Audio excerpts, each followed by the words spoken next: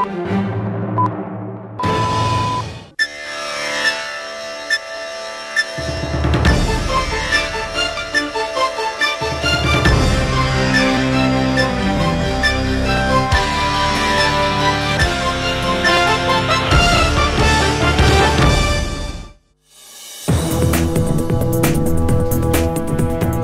আলাইকুম। Channel I সংবাদে আমন্ত্রণ জানাচ্ছি আমি নিশা মুনতাসির।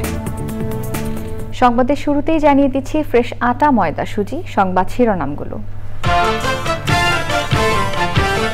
জরুরি অবস্থা জারিতে সংবিধান সংশোধনে একমত রাজনৈতিক দলগুলো। 31 জুলাইয়ের মধ্যে ঐকমত্য কমিশনের জাতীয় সনদ তৈরির আশা। জাতীয়তাবাদী শক্তিকে ধ্বংসের চক্রান্ত চলছে বললেন মির্জা ফখরুল। বিএনপিকে তুড়ি মেরে উড়িয়ে দেওয়া যাবে না মন্তব্য। সবুজে সাজাই বাংলাদেশ স্লোগানে দিনাজপুরে প্রকৃতি ও জীবন ক্লাবের বৃক্ষরোপণ। সময়োপযোগী কর্মসূচি প্রশংসায় বিশিষ্ট জনেরা। এবং দ্বিতীয় টি-20তে শ্রীলঙ্কাকে 83 রানে হারিয়ে সিরিজের সমতায় বাংলাদেশ। লিটনের ঝড়ো ব্যাটিংয়ের পর টাইগারদের নিয়ন্ত্রিত বোলিং।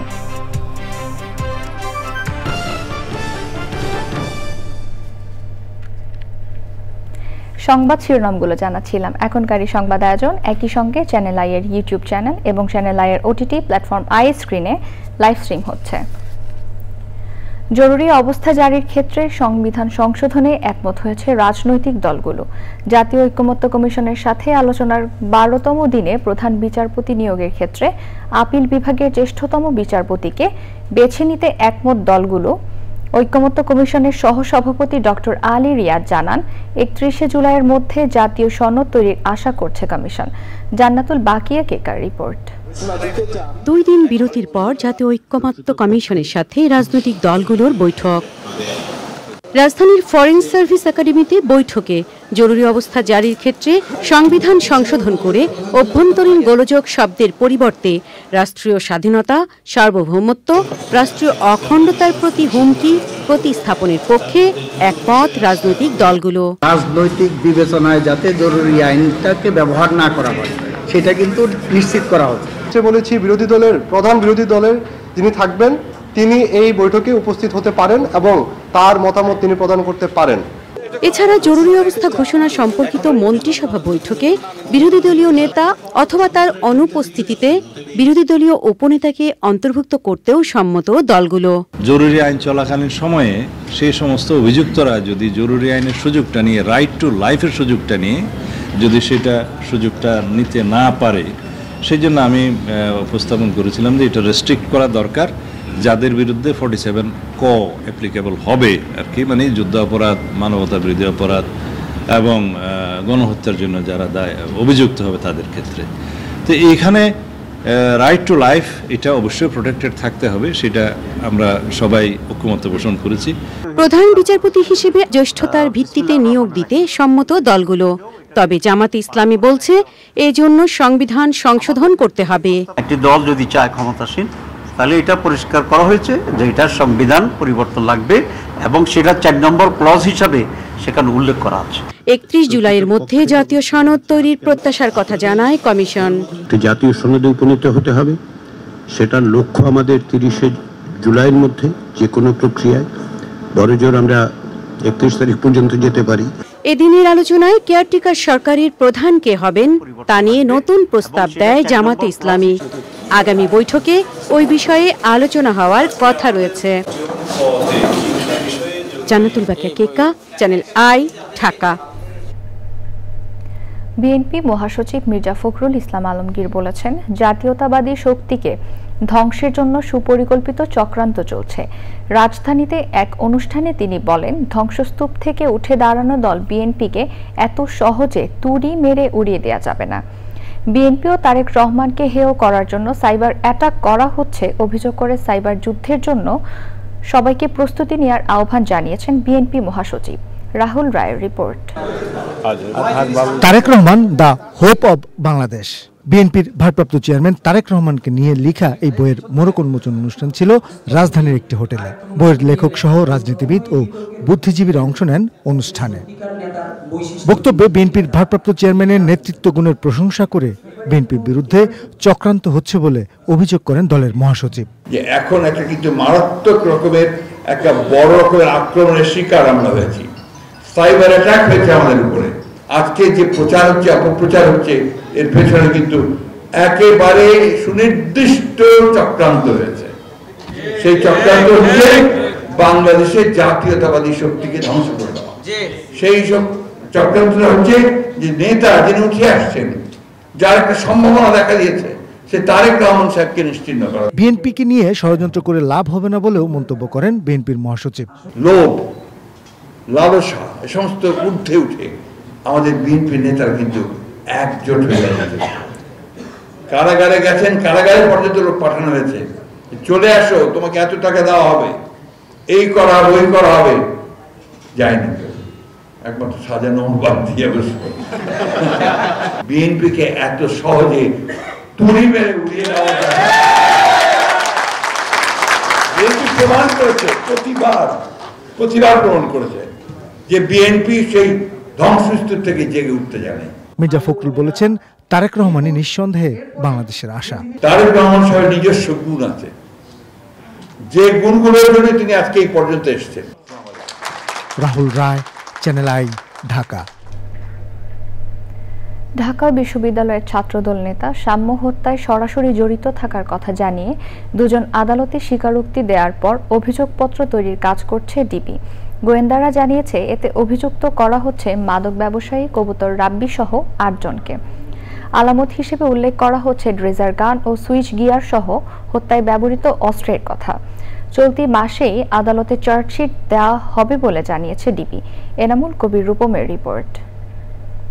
13ই মে রাতে সোহরাওয়ার্দী উদ্যানে সন্ত্রাসীদের হাতে নিহত হন ঢাকা বিশ্ববিদ্যালয়ে শিক্ষা ও গবেষণা ইনস্টিটিউটের ছাত্র, জাতীয়তাবাদী ছাত্রদল নেতা শাহরিয়ার আলম সাম্য। ওই ঘটনায় 8 জনকে আটক করে ডিবি। তাদের মধ্যে মাদক ব্যবসায়ী কবুতর রাব্বি ও রিপন দোষ স্বীকার করে আদালতে জবানবন্দি দিয়েছে।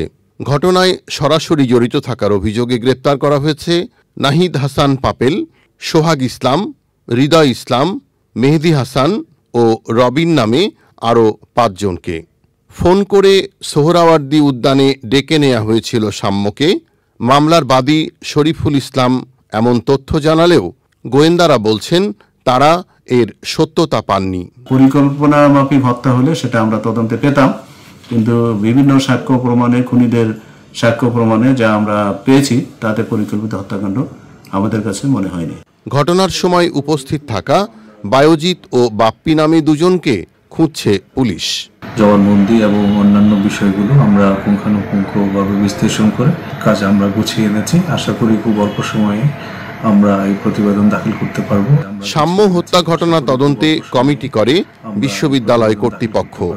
নবীন বরণে সংঘর্ষের ঘটনার সঙ্গে সাম্য হত্যার কোনো সম্পৃক্ততা নেই বলে নিশ্চিত করেছে ওই তদন্ত কমিটি।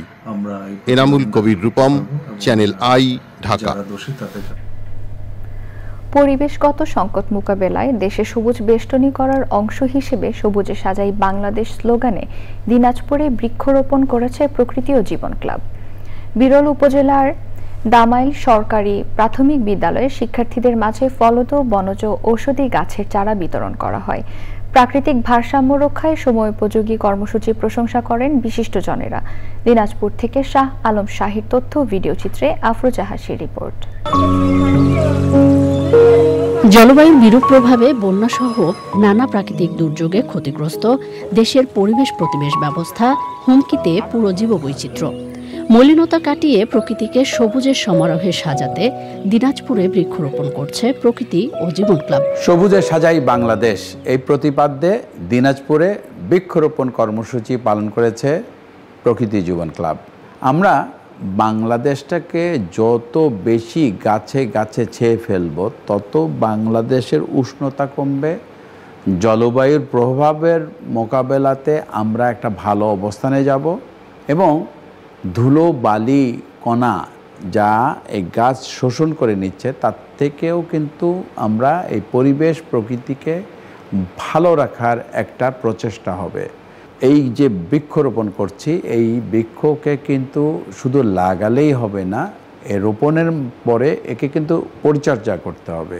শুধু বাংলাদেশের একটি অঞ্চল নয়, সারা বাংলাদেশেই কিন্তু আমাদের বৃক্ষরোপণ কর্মসূচিকে এগিয়ে নিয়ে যেতে হবে। পরিবেশের ভারসাম্য রক্ষায় সচেতনতা সৃষ্টিতে শিক্ষার্থীদের মাঝে বিভিন্ন প্রজাতির গাছের চারা বিতরণ করা হয়। এই গাছ আমরা থাকবো না, ভবিষ্যৎ গাছ থেকে যাবে। মানুষের জীবনে অপরিহার্য হচ্ছে অক্সিজেন। অক্সিজেন চাইতে গেলে গাছের প্রয়োজন। তাই এই ক্লাবকে আমাদের এলাকার সকলের পক্ষ থেকে শুভেচ্ছা জানাই। স্কুলের নতুন প্রজন্ম, ভবিষ্যৎ প্রজন্ম, ছোট বাচ্চাগুলো, এদের মাধ্যমে আমরা দেশীয় যে গাছগুলো সেগুলো আমরা ফিরিয়ে আনবো। চ্যানেলকে অত্যন্ত ধন্যবাদ।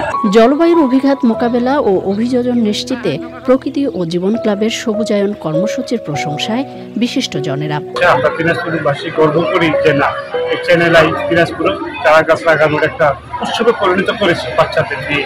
আমরা চাই দিনাজপুরবাসী সবুজে সবুজায়িত হবে দিনাজপুরবাসী। প্রতি বছর এই বৃক্ষরোপণ কর্মসূচি পালিত হয়। এই প্রকৃতি ক্লাবের পক্ষ থেকে এই বিদ্যালয়ের বৃক্ষরোপণের জন্য এই ক্লাবকে ধন্যবাদ।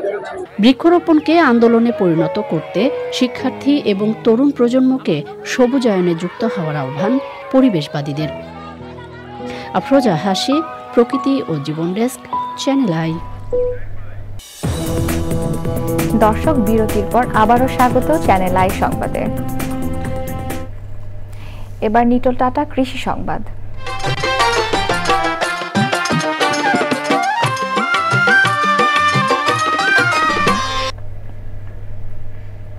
পাহাড়ি অঞ্চলের জনপ্রিয় জায়ান্ট কিউ ও এমডি 2 জাতের আনারস চাষ করে সফল হয়েছেন যশোরের এক কৃষি উদ্যোক্তা। সাফল্য দেখে জেলার অন্য এলাকার চাষিরাও আগ্রহী হচ্ছেন। কৃষি বিভাগ বলছে, উন্নত জাতের এ আনারস চাষ সম্প্রসারণ হলে দক্ষিণের কৃষি অর্থনীতির চাকা দ্রুত বদলে যাবে।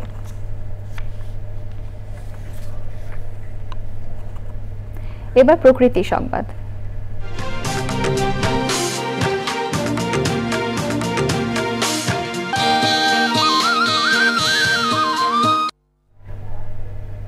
টানা ভারী বর্ষণে নোয়াখালীতে জলাবদ্ধতা দেখা দিয়েছে।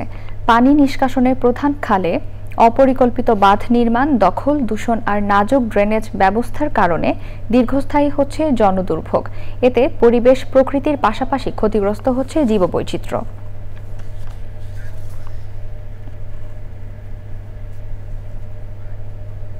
সবশেষ ফ্রেশ আটা, ময়দা, সুজি। সংবাদ শিরোনামগুলো জানিয়ে দিচ্ছি আরও একবার। জরুরি অবস্থা জারিতে সংবিধান সংশোধনে একমত রাজনৈতিক দলগুলো। 31 জুলাইয়ের মধ্যে ঐকমত্য কমিশনের জাতীয় সনদ তৈরির আশা। জাতীয়তাবাদী শক্তিকে ধ্বংসের চক্রান্ত চলছে বললেন মির্জা ফখরুল। বিএনপিকে তুড়ি মেরে উড়িয়ে দেওয়া যাবে না, মন্তব্য। সবুজে সাজাই বাংলাদেশ স্লোগানে দিনাজপুরে প্রকৃতি ও জীবন ক্লাবের বৃক্ষরোপণ, সময়োপযোগী কর্মসূচি প্রশংসায় বিশিষ্টজনেরা। এবং দ্বিতীয় টি-20তে শ্রীলঙ্কাকে 83 রানে হারিয়ে সিরিজের সমতায় বাংলাদেশ। লিটনের ঝড়ো ব্যাটিংয়ের পর টাইগারদের নিয়ন্ত্রিত বোলিং।